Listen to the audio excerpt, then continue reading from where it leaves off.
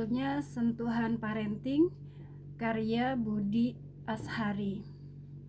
Sebelum kita mengkaji lebih jauh tentang isi buku ini, ada baiknya kita berkenalan terlebih dahulu dengan pengarangnya atau penulisnya.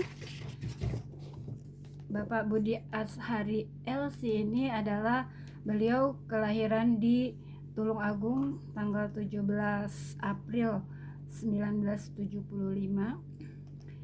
Beliau adalah lulusan terbaik dengan predikat cum laude dari Fakultas Hadis dan Studi Islam di Universitas Islam Madinah, Saudi Arabia. Beliau juga adalah pembina Yayasan Al-Fatih Pilar Peradaban, dan kegiatan beliau yaitu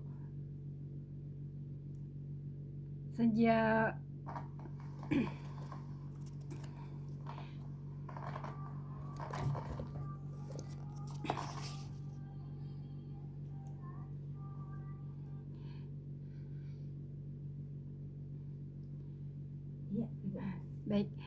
sejak November 2019 beliau kerap muncul di televisi mengisi acara Khalifah Trans 7, pembahasan tentang sejarah Islam. Bersama tim Al-Fatih TV, beliau melahirkan karya Keseharian Nabi, tayangan syahdu kontemplatif yang mengupas kehidupan Nabi dalam 24 jam.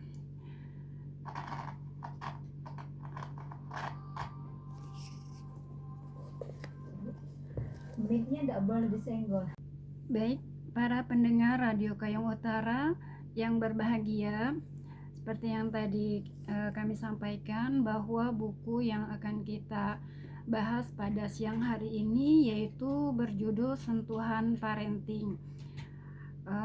Buku ini tentang bagaimana cara mendidik anak, yang dimana buku ini lebih menekankan dari sisi parenting nabawiyah, yaitu mengambil ibroh atau pelajaran dari pendidikan anak yang diterapkan oleh Rasulullah SAW dan oleh para sahabat.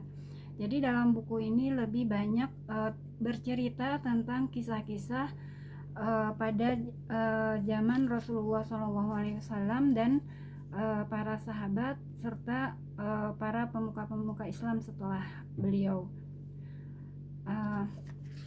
Baik, ayah bunda, para pendengar Radio Kayong Utara yang berbahagia, di dalam buku ini dibahas bagaimana kita sebagai orang tua dalam parenting atau dalam pendidikan anak tidak saja mengandalkan ibu. Dalam hal ini ada kerjasama antara ibu dan ayah. Masing-masing mempunyai peran yang sangat urgen dalam pendidikan anak terhadap keberhasilan anak di masa depan. Di awal buku ini dibahas tentang bagaimana posisi anak bagi orang tua yang menurut Al-Quran. Di sini ada 5 posisi anak bagi orang tua dalam Al-Quran. Tentunya dalam setiap rumah tangga sebagian besar kita mengharapkan buah hati atau keturunan kita adalah keturunan atau anak-anak yang sangat-sangat membanggakan, yang soleh-solehah tentunya, dan dapat menjadi penolong bagi kita tidak hanya ketika kita sudah lansia, tapi juga ketika kita nanti di akhirat. Namun di dalam Al-Quran ada 5 posisi anak bagi orang tua. Yang pertama yaitu anak sebagai hiasan hidup. Ini tercantum dalam Al-Quran surah Ali Imran ayat 14. Bismillahirrahmanirrahim. Zuyyina linnasi hubbus syahawati minan nisa wal banina wal qanatiri wal qanatiril muqantarati minadh dhahabi wal fiddah wal khailil musawwamati wal an'am wal harth zalika mata'ul hayatid dunya wallahu indahu husnul ma'ab, yang artinya dijadikan terasa indah dalam pandangan manusia cinta terhadap apa yang diinginkan berupa perempuan-perempuan, anak-anak, harta benda yang bertumpuk dalam bentuk emas dan perak, kuda pilihan, hewan ternak dan ladang sawah. Itulah kesenangan hidup di dunia dan di sisi Allah lah tempat kembali yang baik. Al-Quran Surah Ali Imran ayat 14. Para pendengar Radio Kayong Utara yang berbahagia, dalam hal ini posisi anak adalah sebagai hiasan atau kesenangan dunia, di mana setiap manusia tentunya pasti telah terhiasi hatinya dengan berbagai keindahan dunia tersebut. Hanya saja Allah menawarkan tempat kembali yang lebih baik di sisinya. Dalam hal ini, anak sebagai hiasan yang menghiasi hidup orang tuanya menjadi berwarna indah. Anak-anak ibarat pelangi. Warna mereka yang berbeda-beda membuat suasana rumah menjadi begitu indah dipandang. Kehadiran anak-anak selalu dinantikan, terlihat jelas di pelupuk mata orang tuanya pelangi itu, apalagi saat pelangi itu ada di tempat yang jauh sehingga kerinduan pada anak-anak begitu membuncah. Anak-anak memang indah, keindahannya tak tergantikan oleh apapun. Gerak mereka, suara mereka, raut wajah mereka, tingkah pola mereka, tertawa mereka, atau bahkan tangis mereka, semuanya terasa indah. Ini sebagaimana yang tercantum dalam Al-Quran, diposisikan anak sebagai hiasan hidup kita. Namun ada posisi anak bagi orang tua yang kedua yang tercantum dalam Al-Quran, yaitu anak sebagai cobaan hidup. Jadi tidak hanya sebagai hiasan hidup, tapi anak juga ada dalam posisi sebagai cobaan hidup kita sebagai orang tua. Hal ini tercantum dalam surah Al-Anfal ayat 28. Wa'lamu annama amwalukum wa auladukum fitnatu wa annallaha indahu ajrun azim, yang artinya, dan ketahuilah bahwa hartamu dan anak-anakmu itu hanyalah sebagai cobaan, dan sesungguhnya di sisi Allah ada pahala yang besar. Para pendengar Radio Kayong Utara yang berbahagia, anak juga menjadi cobaan hidup bagi kita sebagai orang tuanya. Seperti yang disampaikan di ayat tadi, sehingga orang tua diminta agar berhati-hati.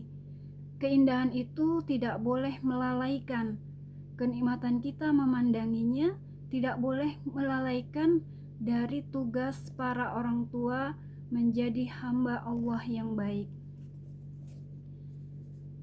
Seberapapun kuat kita menikmati keindahan pelangi, pilihannya kita yang berhenti menikmati pelangi, atau pelangi itu akan segera menghilang di antara warna langit lainnya.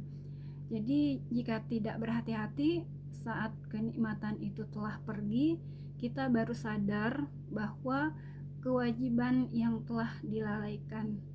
Banyak hak orang lain yang terabaikan. Banyak potensi kebesaran orang tua terhenti karenanya, dan akhirnya bisa kehilangan kesempatan meraih keindahan abadi dan hakiki, yaitu surga Allah. Sungguh kerugian yang besar. Baik Ibu Rosita, break dulu sejenak dan buat para pendengar di mana saja Anda berada, dan silakan Bu untuk melanjutkan kembali tema Baik, terima kasih Kak Emi. Para pendengar, ayah bunda yang berbahagia, tadi kita telah membahas dua posisi anak bagi orang tua dalam Al-Quran. Yang pertama, anak sebagai hiasan hidup. Kemudian yang kedua, anak sebagai cobaan hidup. Dan yang ketiga, yaitu anak yang lemah. Ini tercantum dalam Al-Quran surah An-Nisa ayat 9. Bismillahirrahmanirrahim. Wal yakhshal ladzina law taraku min khalfihim dzurriyyatan dhi'afan khafu 'alaihim falyattaqullaha wal yaqulu qawlan sadida. Yang artinya, dan hendaklah takut kepada Allah orang-orang yang sekiranya mereka meninggalkan keturunan yang lemah di belakang mereka, yang mereka khawatir terhadap kesejahteraannya. Oleh sebab itu, hendaklah mereka bertakwa kepada Allah dan hendaklah mereka berbicara dengan tutur kata yang benar. Para pendengar Radio Kayong Utara yang berbahagia, orang tua dalam hal ini diminta agar memperhatikan secara benar-benar generasi setelahnya. Tidak boleh kita menghadirkan generasi lemah sepeninggal kita. Perhatian besar orang tua untuk meninggalkan segala hal yang membuat mereka kuat adalah merupakan kewajiban. Dalam ayat tadi mengingatkan agar kita sebagai orang tua berhati-hati jika nanti kita meninggal belum menyiapkan anak keturunan yang kuat. Mereka akan menjadi beban masyarakat dan beban zaman tentunya. Nah, apa saja yang harus kita persiapkan sebagai orang tua agar keturunan atau generasi kita generasi penerus kita tidak lemah? Yang harus kita perhatikan, yang pertama tentunya jangan sampai kita melahirkan atau meninggalkan generasi dalam kelemahan dalam masalah keimanan, kelemahan dalam masalah pemahaman agama, kelemahan ibadah, dan kelemahan akhlak. Kita sebagai orang tua harus menyiapkan agama anak-anak kita, karena pasti Allah akan menanyakan amanah itu kepada kita sebagai orang tua. Kemudian yang kedua, kelemahan apa? Yang kedua yaitu kelemahan dalam masalah ekonomi, kelemahan dalam kesejahteraan, kelemahan fasilitas. Sebagai orang tua bertanggung jawab jika kelemahan ini menjadi alasan jauhnya anak-anak kita dari Allah, sehingga meninggalkan anak-anak dalam keadaan berkecukupan lebih baik daripada meninggalkan mereka meminta-minta kepada orang. Yang ketiga, jangan sampai generasi penerus kita lemah dalam hal ilmu pengetahuan, kelemahan wawasan dalam hidup, kelemahan dalam kemampuan untuk menjalani hidup. Ini artinya kita para orang tua harus membekali mereka dengan ilmu, semua sarana ilmu dan wawasan serta skill anak-anaknya. Tentunya menjadi kesalahan yang sangat fatal ketika kita orang tua sibuk menikmati hidup sendiri tetapi lalai menyiapkan ilmu, wawasan, dan skill anak-anak kita. Kemudian selanjutnya yaitu kelemahan dalam fisik, kelemahan dalam jiwa dan mental, kelemahan yang mengakibatkan mereka hanya menjadi pecundang dan bukan seorang juara. Kita sebagai orang tua tentunya harus menyiapkan fisik anak-anak kita sesehat mungkin, menjaga mereka agar tetap bugar untuk melanjutkan perjuangan. Jiwa dan mental yang kokoh berhadapan dengan keadaan apapun, mampu hidup dan bertahan dalam keadaan paling sulit sekalipun. Dan semua jenis kelemahan merupakan peringatan yang tidak boleh muncul pada kelahiran keturunan kita. Ayah bunda para pendengar Radio Kayong Utara, yang keempat yaitu anak sebagai musuh. Ternyata dalam Al-Quran anak juga ada yang diposisikan sebagai musuh kita sebagai orang tuanya. Hal ini tercantum dalam Al-Quran surah At-Taqabun ayat 14. Bismillahirrahmanirrahim. Ya ayyuhalladzina amanu inna min azwajikum wa auladikum aduwwan lakum fahdharuhum wa in ta'fu wa tasfahu wa taghfiru fa innallaha ghafurur rahim. Yang artinya, wahai orang-orang yang beriman, sesungguhnya di antara istri-istrimu dan anak-anakmu ada yang menjadi musuh bagimu. Maka berhati-hatilah kamu terhadap mereka. Dan jika kamu maafkan dan kamu santuni serta ampuni mereka, maka sungguh Allah Maha Pengampun, Maha Penyayang. Ayah bunda yang berbahagia,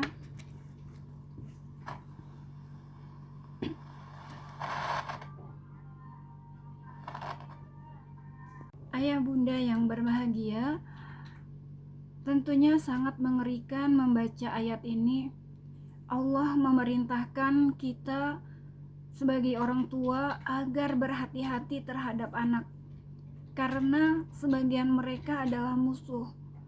Jika anak telah menjadi musuh orang tuanya, maka hilanglah sebagian besar kebahagiaan orang tua atau rumah tangga. Karena hiasan itu kini hanya menjadi beban, penyebab ketakutan, kesedihan, dan semua kesengsaraan hidup orang tua. Seperti halnya anak yang nakal, durhaka, kemudian bodoh, menjatuhkan martabat keluarga. Saat itulah anak yang dulu diasuh siang dan malam telah berubah menjadi musuh yang menyedihkan, menakutkan, dan tentunya menyengsarakan kehidupan kedua orang tuanya. Baik, para pendengar Radio Kayong Utara yang berbahagia, posisi anak yang kelima yang terdapat dalam Al-Quran yaitu anak yang baik dan menyejukkan pandangan mata. Ini tercantum dalam surah Ali Imran ayat 30. Bismillahirrahmanirrahim.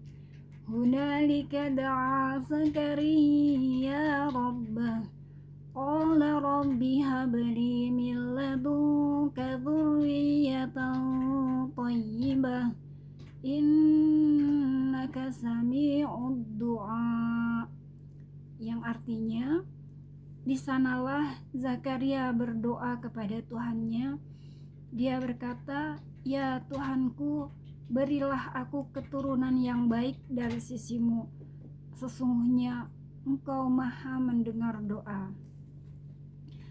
Lalu Allah juga berfirman dalam surah Al-Furqan ayat 74, "Walladzina yaquluna rabbana hab lana min azwajina wa dhurriyyatina qurrata a'yunin waj'alna lil muttaqina imama." Yang artinya, dan orang-orang yang berkata, "Ya Tuhanku, ya Tuhan kami, anugerahkanlah kepada kami pasangan kami dan keturunan kami sebagai penyenang kami, penyenang hati kami, dan jadikanlah kami pemimpin bagi orang-orang yang bertakwa." Masya Allah, inilah anak yang tentunya sangat-sangat kita harapkan. Untuk itu, ayat-ayat yang digunakan untuk membahas poin yang kelima ini yaitu berupa doa. Berbeda dengan ayat-ayat yang tadi kita bahas sebelumnya, doa ini adalah harapan dan munajat kepada yang menciptakan semuanya. Anak yang baik, anak yang menyejukkan pandangan mata kita, anak yang menyenangkan hati orang tua. Jelas tentunya ini adalah hasil panen jerih payah orang tua setelah sekian lama dalam kesabaran tiada berujung. Orang tua berjuang berjibaku mendidik mereka. Saat usia telah senja, tulang telah rapuh, kepala telah menyala putih, banyak keterbatasan. Saat perlu bersandar, anak-anak yang baik itu benar-benar menyejukkan pandangan mata, menenteramkan hati, ibarat oase di tengah gurun Sahara, ibarat air sejuk bagi musafir yang telah lemas karena dehidrasi. Anak yang berbakti, anak yang mengerti hak orang tua, anak yang bisa mengangkat derajat orang tuanya kelak di surga Allah Subhanahu wa taala. Allah yang menciptakan anak-anak bagi kita, Dia menjelaskan dalam Al-Quran bahwa anak-anak itu adalah hiasan hidup orang tua, tetapi juga sebagai cobaan hidup bagi orang tua, agar diketahui apakah kita sebagai orang tua lalai dari kewajiban berzikir kepada Allah atau tetap mendidik mereka secara baik. Ayah bunda, oleh karena itu Allah mengingatkan kita sebagai orang tua agar jangan sampai anak-anak kita menjadi generasi yang lemah, apalagi menjadi musuh, tetapi harus menjadi anak-anak yang baik dan menyejukkan mata, sekaligus menjadi amanah dari Allah agar para orang tua menjaga amanah itu dan menjadikan mereka anak-anak yang kokoh dan anak-anak yang kuat di zamannya. Baik, terima kasih Kak Emi. Di sesi yang terakhir ini tentunya tidak cukup waktu untuk dapat kita membahas isi dari semua bab-bab yang ada dalam buku tentang sentuhan parenting.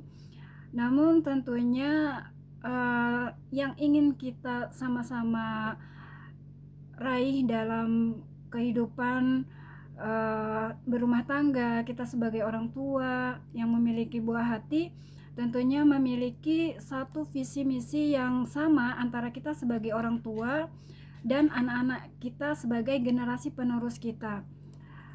Dalam buku ini dicantumkan ada 7 hal yang harus menjadi dasar kita dalam kehidupan kita di dunia ini agar menjadi bekal atau pegangan kita dalam melangkah.